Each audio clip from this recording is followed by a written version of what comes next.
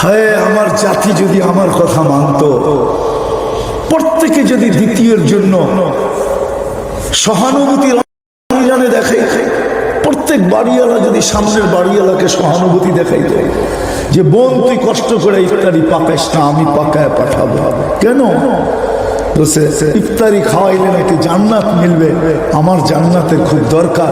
তো ওই বাড়ির বোনও বলতো জান্নাত আমারও দরকার, তাহলে বোন তুইও পাকাইস না, আমিও তোরটা পাকায় পাঠাবো। যা পারি তা পাকায় পাঠাবো। আল্লাহ রসুল তো এতটুক সুযোগ দিচ্ছেন, এক ডোক চিনেন কতটি? এক বোতল না, কতটুকু? আমি কি খায়া দেখাবো কতটুকু? এক ডোক, এক ডোক পানি দিয়ে রমজানে জান্নাত কিনা যায়। আল্লাহ রসুল প্রথম বলছে মান আফতারা সাইমান, যে পেট ভরে রোজাদারকে খাওয়াবে।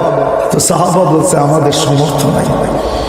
আল্লাহ রসুল বলছে ওয়ালাউ বিতামরাতিন, খেজুর, সবার সমর্থন। তো বলছে মুজগাতু লাবান, একটু দুধ, এটাও সবার সমর্থন নাই।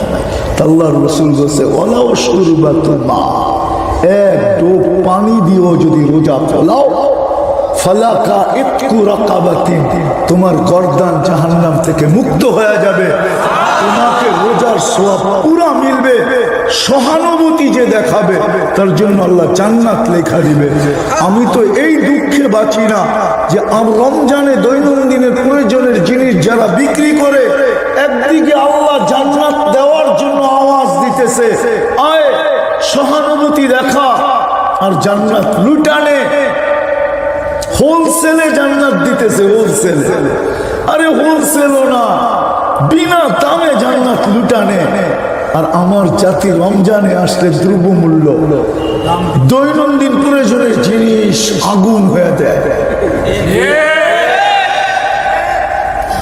আগুনে হয়ে যায়, আগুন লেগে যায়।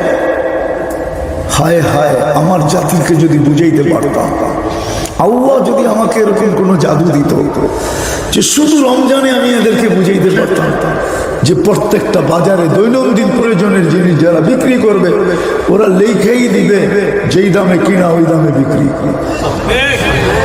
আবার ক্রেতা করে যদি বুঝাইতে পারতাম যে ও তো জান্নাত দুইটা নিল, তোমাকে যেই দামে বিক্রি করা কিনলো আর যেই দামে বিক্রি করা জান্নাত লুটা নিল, তুমি জান্নাত লুটা নিবা কি কইরা? তোমার থেকে তো লাভ নিল না, তুমি ওকে হাদিয়া দিয়া জান্নাত লুটা,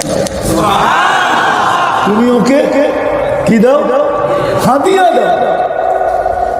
10 টাকা দাও, 20 টাকা দাও, 50 টাকা দাও, 100 টাকা হাদিয়া দিয়া আসা যে তুই জান্নাত নিলি আমার থেকে লুটা, আমিও জান্নাত নিব লুটা, আমি হাদিয়া দিলাম। সহানুভূতি বলে আমার সমাজটা যদি এরকম হতো, আমি ওই দেশ চিনি, আমি ওই দেশ 6 বার গেছি, 6 ওই দেশ আমি চিনি যেই দেশে এই প্রচলন আছে।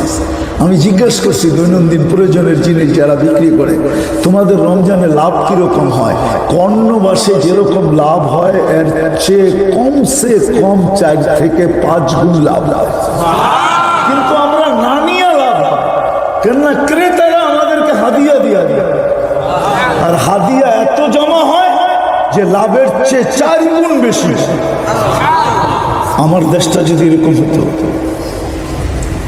এরকম যদি হইতো, আমার শহরগুলা যদি এরকম হইতো, আমার গ্রামগুলা যদি এরকম হইতো যে প্রত্যেক বাড়িওয়ালা আজানের 5 মিনিট আগে ছুটতেছে, যা পারতেছে তা নিয়ে বোন ভাই তুই আমারটা দিয়ে ইত্যাদি গাড়ি মনের ভালোবাসা নিয়ে যদি ছুটে যেত তাহলে তো জান্নাত কমপ্লিট হয়ে যাবে। এই জন্য আসেন, তওবা তো করলাম, কালকের থেকে প্রস্তুতিমূলক প্রথম আর নামাজ কোনোদিন ছাড়া ওয়াদা